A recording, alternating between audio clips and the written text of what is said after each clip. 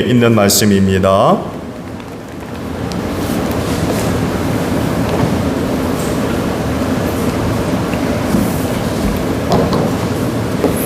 신명기 29장 1절로 6절까지 있는 말씀입니다.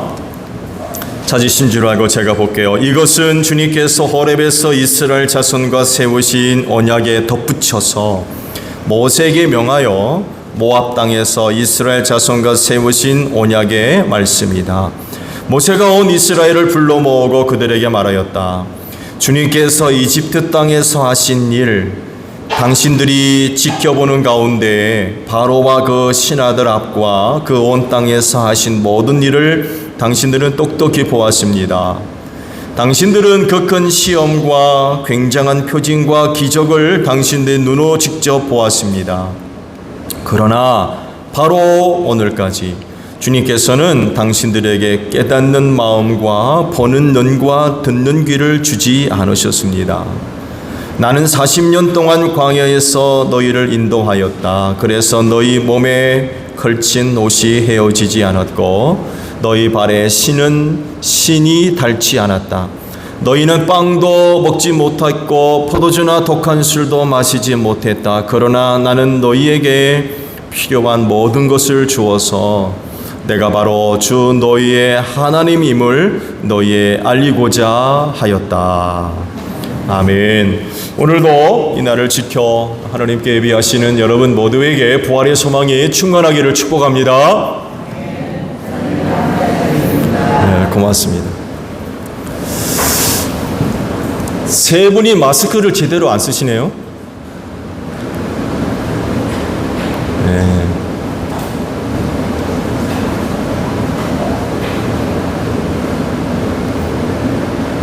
전도사님 두 분한테 가서 마스크 그 코까지 올리시도록 지도 좀 해주세요.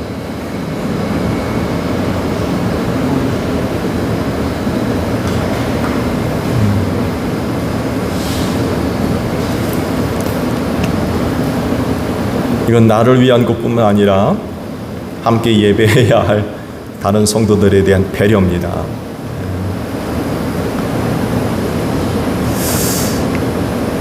경혜야 할머니한테 가서 마스크 코까지 올려드려요.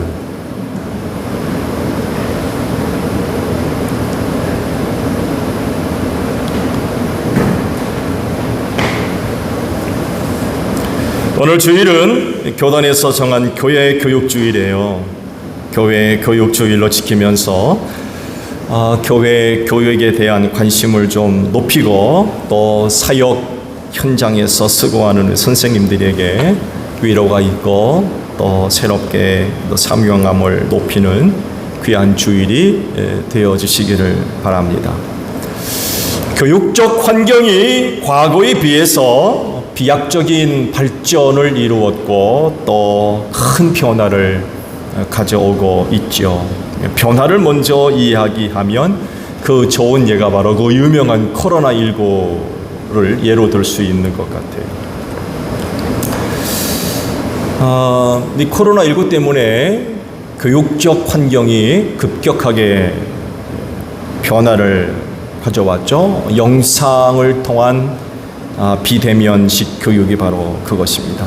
이전에도 교육방송이라고 하는 것이 있어서 비대면 교육이 있었습니다만에도 이번 경우와는 같은 게 아니었죠. 과거에는 많은 학생들이 동일한 시간에 같은 장소에 모여서 정한 시간 동안 규정된 내용으로 교육을 받아야만 했죠. 이게 수십 년간 고착화되어 있는 교육의 전형적인 그런 방법이었고 과정이었죠. 그런데 코로나19 때문에 이런 방식으로는 더 이상 교육이 이루어질 수가 없게 됐죠. 한순간에 무너져 버렸어요. 그래서 얼마나 혼란을 겪고 있습니까? 그래서 나타난 것이 비대면식 교육이죠. 학교에 나가지 않고 집에서 영상을 통해 교육을 받게 됐습니다. 처음으로 시작한 것이라서 알기로는 세계적으로도 이런 교육은 우리나라가 처음 시도하는 것이라고 해서 또 다른 많은 나라가 지금 주위에서 좀 보고 있다고들 얘기를 하고 있습니다 말이에요. 여하간에 처음으로 시행하는 교육 방식이라고 해서 학교는 학교대로, 선생님은 선생님대로, 학생은 학생대로, 또 학부모는 학부모대로 굉장히 혼란스럽고 당황스럽고 굉장히 어려운 그런 그 시간을 지금 보내고 있는 것으로 알고 있습니다. 그렇지만 영상을 통한 비대면식 교육은요, 앞으로 점점 더 중요한 자리를 차지하게 될 것이라고 많은 사회학자들과 교육학자들이 이야기를 하고 있어요. 그래서 한 학자는 이런 사회적 변화에 적응하느냐 그렇지 못하느냐에 따라서 삶의 내용이 상당히 달라지게 될 것이라고들 얘기하고 있어요. 그러니까 사회적 변화에 적응을 빨리 해서 날개를 달 거냐 아니면 뒤처질 것이냐를 물어야 되는 이런 상황 가운데 지금 놓여 있다는 거예요. 누구도 이런 변화를 경험해 본 사람이 없기 때문에 적응하기가 쉽지 않고 또 낯설지만 그렇다고 투정만 부릴 수 없다는 거예요. 빨리 적응을 해야 된다는 이야기예요. 적응력을 높이면 높을수록 경쟁력도 높아지게 되고 결국 미래 경쟁 사회에서 살아남을 수가 있다는 거예요. 학생들이 앉아 있습니다 말해도 굉장히 힘들죠.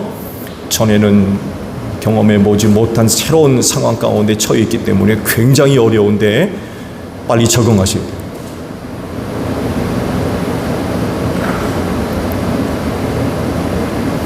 적응력을 높이셔야 돼요. 또 다른 변화는 과거에 비해서 지식과 정보의 양 그리고 지식의 변화의 속도가 비교가 되지 않을 정도로 양이 많고요. 속도가 빛처럼 빠릅니다. 그래서 과거 전통적인 학습 과정이나 지식 전달 방법으로는 감당할 수 없는 지경이 됐어요. 그야말로 공부할 때 컴퓨터를 열어놓지 않고는 학습이 되질 않습니다. 지금 교육 현장에 있는 학생들은 아마 뼈저리게 느끼고 있을 겁니다. 전에는 그냥 책만 펴들면 됐어요.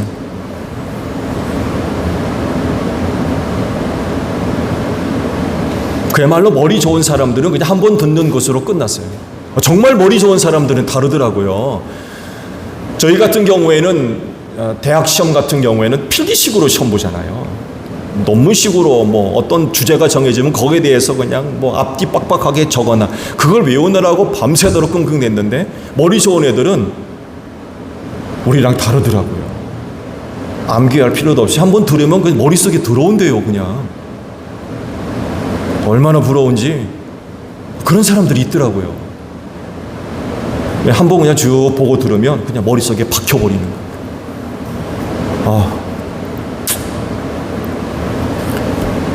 근데 요즘은 지식과 정보의 양이 너무나도 방대하고 너무나도 빨라가지고 정말 컴퓨터를 옆에 놓지 않고서는 학습이 거의 불가능한 이런 그 상태에 놓여져 있어요.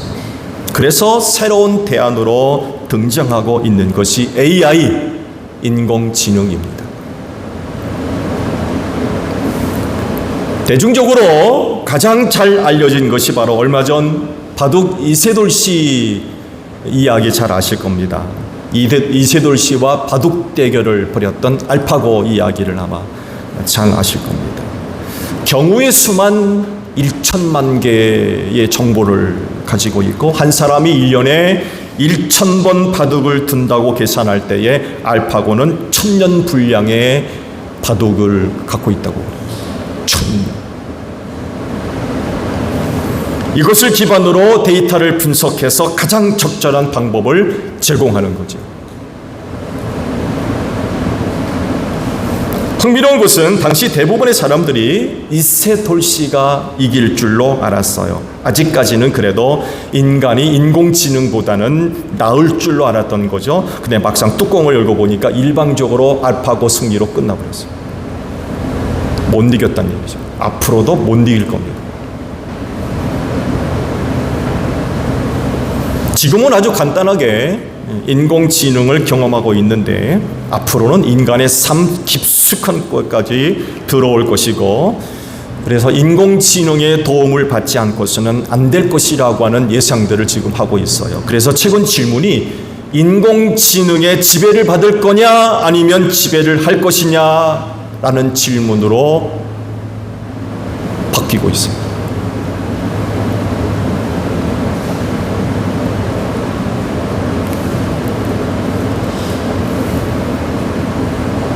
교회 교육의 상황은 어떤가요? 다행히게도 교회 교육 역시 꾸준하게 변화하고 또 발전이 되어져 가고 있어요. 앞서 말씀을 드린 대로 상황에 많은 그런 그 변화가 일어남에 따라서 교회 교육 역시 변화와 발전을 지금 거듭하고 있어요. 그리고 이런 변화는 선택이 아니라 필수적인 요구가 되어지고 있어요. 그래서 오해하지 말아야 될 부분은 이런 변화를 부정적으로 봐서는 절대로 안 된다는 거예요. 또 말씀을 드리겠지만 변화돼야 돼요. 발전을 거듭해야 되고, 그렇지 아니하면 뒤처질 수밖에 없어요. 교회 교육도 지금까지 많은 변화와 발전을 이루어오고 있거든요. 앞으로도 마찬가지입니다. 중요한 것은 변화냐 발전이냐 여기에 있는 것이 아니라 중요한 것은 진리 자체입니다. 진리는 변함이 없죠. 진리가 무슨 발전이 있습니까? 변화가 있습니까? 수천 년이 지나도 진리는 변하지 않습니다. 발전돼 가는 게 있나요? 그렇지 않습니다. 그렇지만 그 진리를 담을 수 있는 그릇은 어떤 모양으로 혹은 이런 모양으로 혹은 저런 모양으로 변화되고 발전될 수 있어야 된다는 거죠. 그래서 상황에 따라 진리를 효과적으로 전달할 수 있는 방법들을 모색해 가야 됩니다.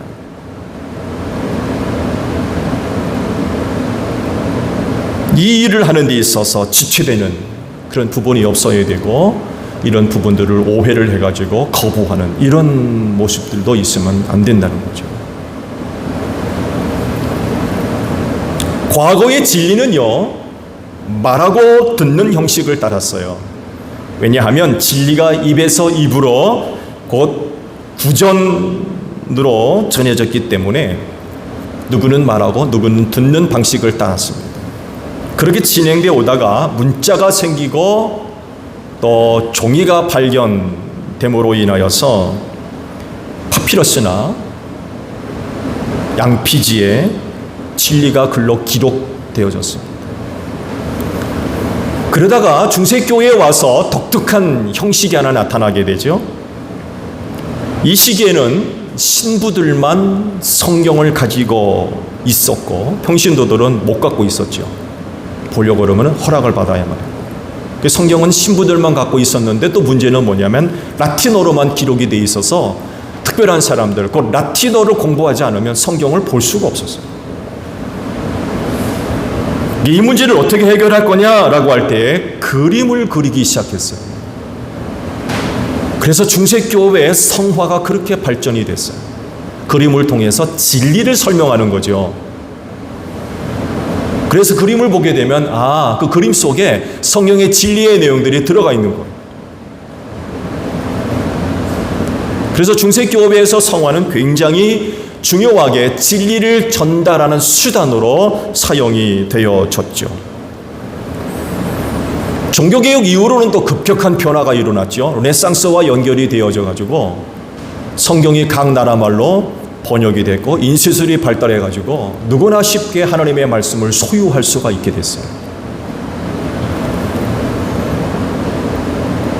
이렇게 됨으로써 중세교회가 안고 있었던 영적인 문제들, 곧 영적 암흑기를 벗어날 수가 있었어요. 현대에 와서는 말할 것도 없죠. 발달된 어떤 문화와 혹은 과학의 발전을 힘입어서 더 다양하게 볼 수 있고 들을 수 있고 심지어는 경험하게 하는, 물론 간접적인 경험이죠. 발달된 앞서 말씀을 드린 대로 AI 그 기기들을 동원해 가지고 안방에 앉아 가지고 현장에 들어가서 뭔가를 보고 듣고 경험하게 하는 일들이 지금 일어나고 있잖아요.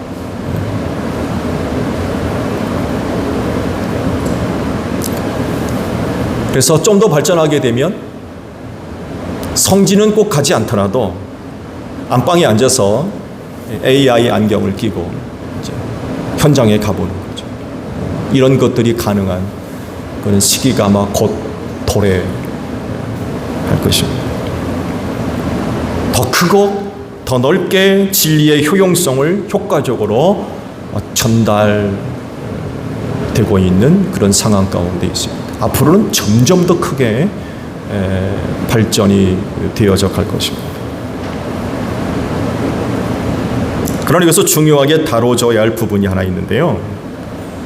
그렇다고 그러면 이런 상황 속에서 교회 교육이 지향해야 할 바가 무엇이냐라고 하는 것입니다. 교회 교육의 방향성이죠.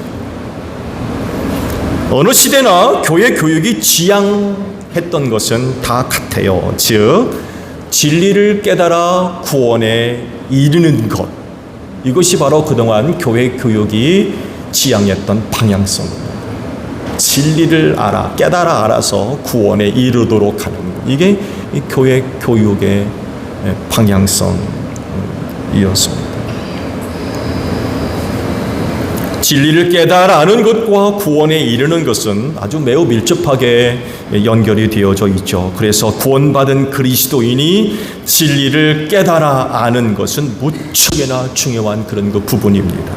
왜냐하면 진리를 바르게 알 때에 그 신앙이 온전해지고 굳건해질 수 있기 때문에 그래요. 여기에 바로 교회 교육의 중요성이 포함되어져 있습니다. 여러분도 아시듯이 기독교 신앙은요, 아는 것을 믿는 것입니다. 믿어야 할 것이 무엇인지도 모르고 무조건 믿는 맹신이 아니에요. 다시 말씀을 드리는데 기독교 신앙은 아는 것을 믿는 것입니다.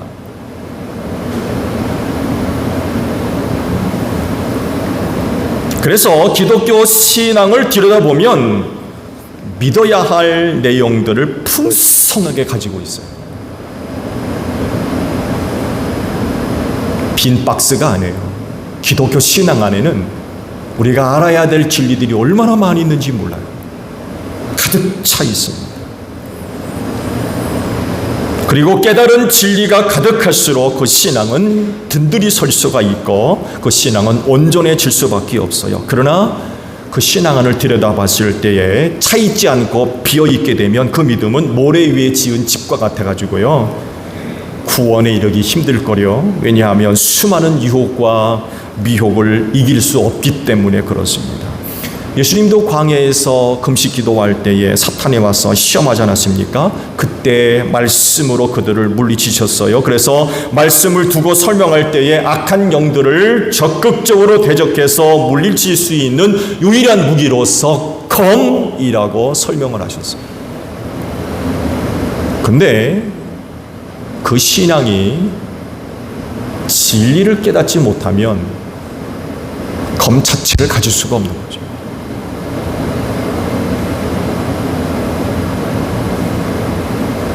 그래서 알아야 할 진리가 그 믿음 안에 없게 되면 무기력해지는 거죠. 아무런 힘도 발휘할 수가 없어요.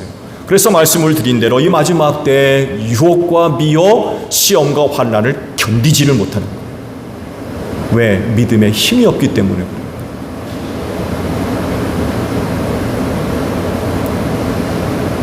그래서 진리를 아는 일이 얼마나 중요한지 몰라요.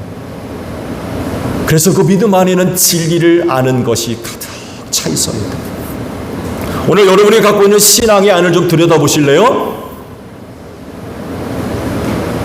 진리를 얼마나 알고 계십니까? 아는 것으로 채워져 있나요?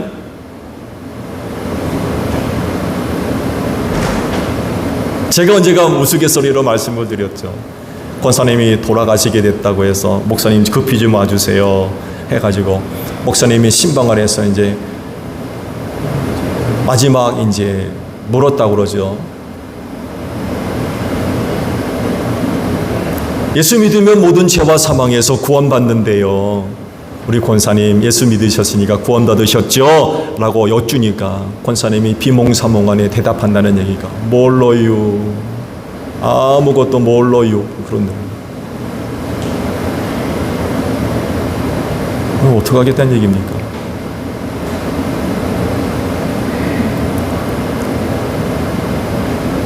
여러분도 그렇게 대답하실 겁니까? 민 목사가 나중에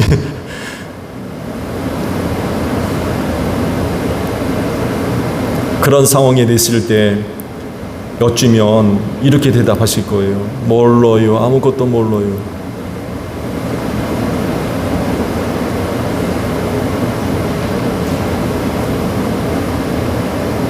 아는 것이 힘이란 말 아시죠? 아는 것이 힘이다. 그건 실제입니다. 진리를 알아야 믿음이 힘을 가질 수 있어요.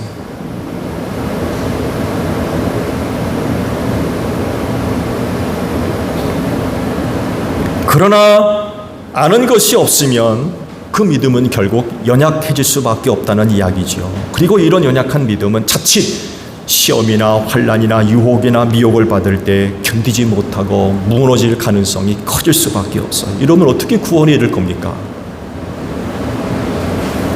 그럴진대 제1교회 신도 여러분, 진리를 아는 일에 열심을 내시기를 바랍니다. 내가 배우고 알아야 될 것이라고 하면 여러분 길을 쓰고 배우고 아셔서 그걸 붙잡아 두셔야 돼요. 그래서 여러분이 갖고 있는 믿음 안에 깨달아 알게 된 진리의 내용들로 가득히 채워가는 여러분들이 되시기를 바랍니다. 그래야 그 믿음이 능력 있게 되는 거예요. 오늘 교회 교육주일에 주신 말씀은 이스라엘이 모압 평지에서 두 번째 언약을 체결한 사건을 배경으로 가지고 있어요. 시기적으로 이때에는 광야 40년 생활을 거의 맞춰가는 그런 그 시절입니다. 이곳에서 하나님은 백성들에게 여러 가지 중요한 말씀을 주셨어요. 그런데 오늘 말씀을 보게 되면 굉장히 충격적인 말씀을 하셨습니다. 여러분도 아시듯이 이스라엘 백성이 광야를 40년간 떠돌아다니는 이유가 불신앙 때문에 그렇게 된 거 아니에요? 가나안 땅을 정탐하고 나서 그런 불신앙의 모습 때문에 결국 가나안에 직접 돌아가지 못하고 광야로 길을 돌려가지고 40년 동안 돌아다녔어요. 그러면서 출애굽 1세대가 광야에서 다 묻히고 이후 2세대가 가나안 땅 근처 모압 평지에 도착한 거죠. 그런데 이들에게서 심각한 모습이 발견됐어요. 그것을 말씀하신 것이 바로 오늘 주일의 말씀이에요. 특히 4절을 보게 되면 그러나 바로 오늘까지 주님께서는 당신들에게 깨닫는 마음과 보는 눈과 듣는 귀를 주지 않으셨습니다 라고 하세요. 가나안 입성을 코앞에 두고 있는 상황 가운데 백성의 상태가 지금 이렇다는 거예요. 문제가 심각한 상황. 아니 어떻게 이런 상태가 됩니까? 이렇게 될 수도 있는 거예요. 말씀에도 있듯이요, 백성들이 그동안 하나님이 하신 일들을 다 보았습니다. 저들의 눈으로 보고 귀로 듣고 심지어 어떤 것은 입으로 맛을 보기도 했어요. 손과 발로 만져보기도 하고 걸어 다니기도 했습니다. 그런데 결과는 지금 이래요. 보는 눈도 듣는 귀도 없다는 거예요. 깨닫는 마음도 없고. 그러니까 다르게 표현하면 영적으로나 신앙적으로 백지라는 거예요. 아무것도 쓰여 있는 게 없는 거예요. 앞서 말씀을 드렸는데 그들이 신앙 안을 들여다보니까 비어 있어요. 텅텅 비어 있는 거예요.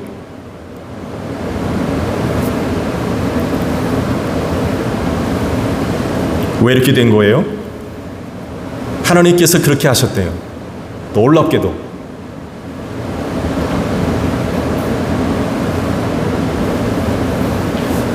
근데 궁금한 것은 하나님께서 백성들을 이렇게 만드신 이유가 어디에 있을까? 그들을 망하게 하려고 그러는 겁니까? 믿음 없는 백성 만들어서 가나안에 못 들어가게 하시려는 겁니까? 가나안을 지척에 두고 백성들을 이런 상태로 만들면 어쩌시겠다는 거예요 도대체? 근데도 하나님은 그들에게 깨닫는 마음도 안 주시고 보는 눈도 듣는 귀도 안 주셨다는 거예요. 충격적. 오늘까지.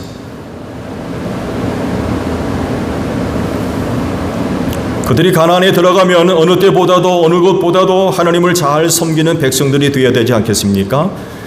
그렇게 해서 이스라엘이 섬기는 하나님이 진짜 신이라고 하는 것 사실을 모든 이방 민족에게 알려줘야 돼요. 그렇게 해서 모든 이방이 회개하고 이스라엘과 함께 하나님을 섬기는, 그래서 복을 받게 해야 되지 않겠습니까? 이것이 그들의 사명 아니에요? 그런데 가나안을 지척에 두고서는 백성들의 상태가 심각한 상태입니다.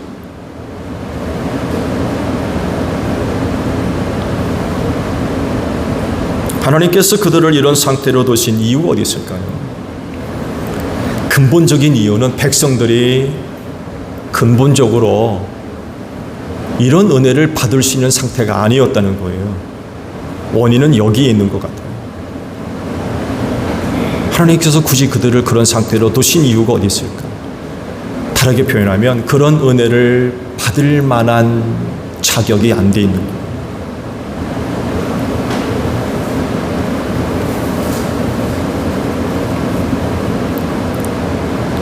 깨닫는 마음을 주시고 보는 눈도 주시고 듣는 귀도 주시지만 그때뿐이라는 것입니다. 그런 놀라운 은혜를 주셔도 헛되다는 거예요. 아무런 의미가 없다는 거예요. 하나님은 본래 이스라엘에게 하나님이 그들의 하나님이시라는 것을 알리시려고 많은 노력들을 해 오셨어요. 5절 이하를 보게 되면 40년을 광야에서 인도하셔서 옷이 헤어지지 않고 신의 신발이 닳지 않았다고 그랬어요. 빵, 포도주, 술도 먹지 못했지만 그러나 그들이 필요한 것들을 공급해 주심으로써 하나님이 그들의 하나님 되심을 알려주셨다라고 말씀을 하고 있어요. 그런데 결과가 뭐예요? 그때뿐이었다는 거예요. 그때뿐.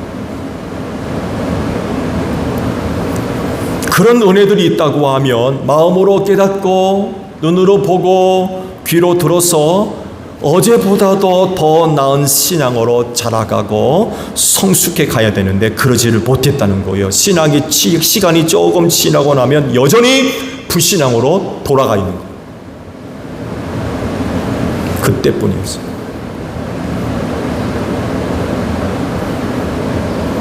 이것을 두고 모세도 같은 말씀을 했죠. 신명기 31장 27절을 보게 되면 내가 당신들의 반항심과 센 고집을 알고 있어 지금 내가 살아있어서 당신들과 함께 있는데도 당신들이 주님을 거역하거늘 내가 죽은 다음에야 오죽하겠소.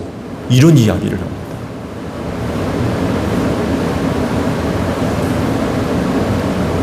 백성들에게 변화가 없다는 거죠. 모세 자신도 백성들이 어떤 백성인지를 잘 알고 있는 거예요.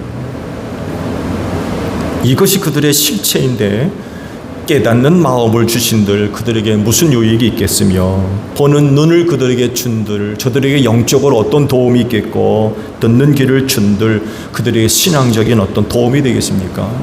아무런 의미가 없는 거예요. 그때뿐이고 결국 다 무익하게 될 수밖에 없었다는 거죠. 그러면 앞으로 그 백성들은 어떻게 해야 되겠습니까?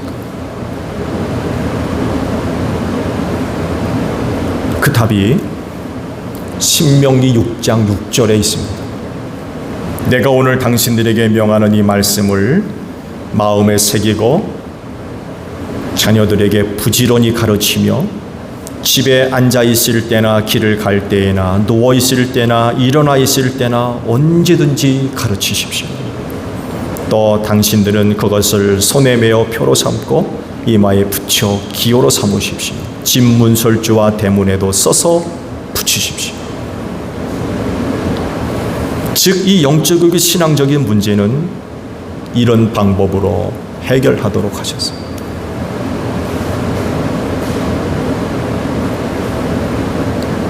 그리고 완전한 것이 올 때까지 기다리게 하셔서 그 완전한 것이 뭐냐? 바로 하나님의 영이신 성령님이십니다. 그러니까 오늘까지 그들은 열심히 마음에 새기고 부지런히 언제든지 가르치고 배움으로 늘 알아야 될 진리의 말씀을 가까이 두고 손목에 메고 문설주에 붙여두고 늘 가까이서 보고 듣게 하라는 거지만 그래서 신앙적으로 영적으로 부족한 부분들을 해결하게 하셨던 거죠. 그렇다면 앞으로는 이제 성령님을 통하여서 도움을 받게 하시는 거죠.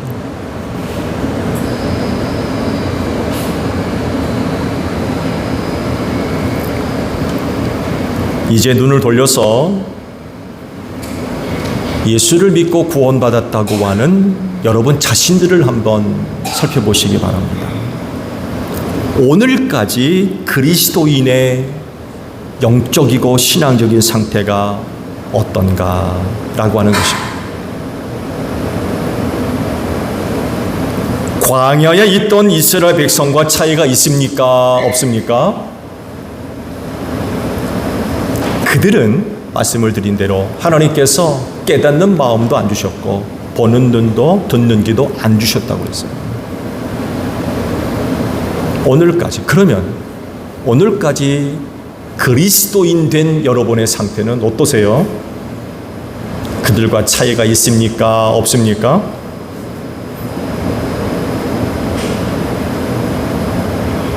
차이가 있어야 정상이에요. 오늘날까지 그들과 차이가 없다고 하면 이건 정말 심각한 문제. 차이가 있어야 돼요. 왜냐하면 오늘날 주를 영접한 모든 이들 안에 하나님의 영이 항상 내주하셔서 그들을 진리 가운데로 이끄시며 진리를 생각나게 하시고 기억나게 하시며 깨닫게 하시는 은혜가 있기 때문에 그래요. 그래서 이전에 광야에 있었던 이스라엘 백성들과 달라야 된다는 거죠. 그분이 우리 안에 계시기 때문에 그래요.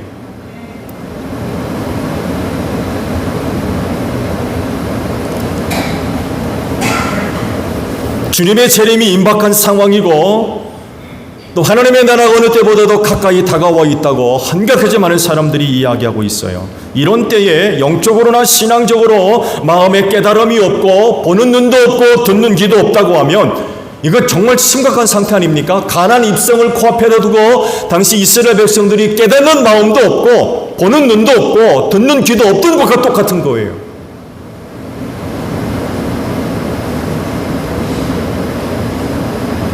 광야 자체가 위험스러운 게 아니라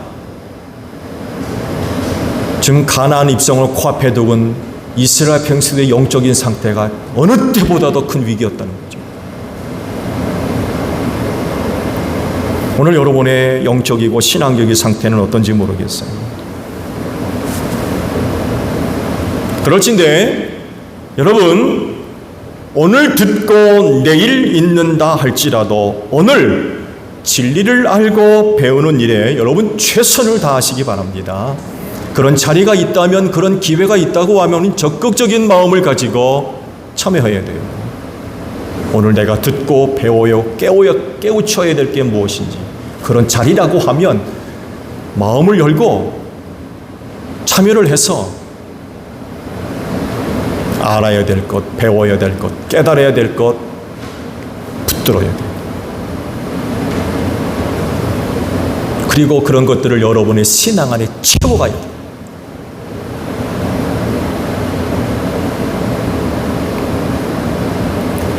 여러분이 그렇게 오늘 신앙생활을 해 오신다고 하면 그러면 여러분 안에 계신 성령께서 도와주셔서 내일이라고 할 수 있는 어떤 결정적인 때에 그 진리를 기억나게 하시고 알게 하시며 깨닫게 하시며 그런 그 은혜로 이끌어 주실 줄로 믿습니다. 때를 따라 돕는 성령님의 이런 은혜로 이 마지막 때 시험과 환난과 사탄의 유혹과 미혹에서 승리하게 되는 것입니다.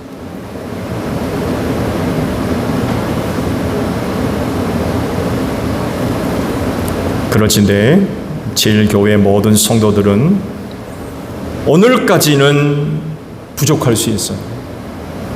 여전히 배우고 알아야 할 것들이 많이 남아있기 때문에 그래요. 그래서 광야의 백성들과 비교해 보았을 때에 그들이나 나나 쌤쌤 다를 바 없는 그런 상태로 있을 수 있어요. 그러나 내일은 성령님의 도우심을 받아 진리를 깨달아 하는 은혜로 말미암아 믿음이 자라가고 성숙해가는 여러분들이 될 줄로 믿습니다. 그 믿음 안에 진리를 아는 것으로 채워가는 거죠. 그거 성령님이 도와주셔서 결정적인 때에 믿음으로 승리하게 하십니다. 오늘까지는 좋습니다. 그러나 내일은 달라질 줄로 믿습니다. 이게 오늘 우리에게 중요한 것 같아요. 그분의 나라가 다가오고 있어요. 주님의 재림이 임박해 오고 있고, 이런 때에 여러분의 믿음이 진리를 아는 것으로 채워져야 되잖아요. 그 믿음이 아니면, 그 믿음이 힘을 갖지 않으면 악한 세상 승리할 수 없거든.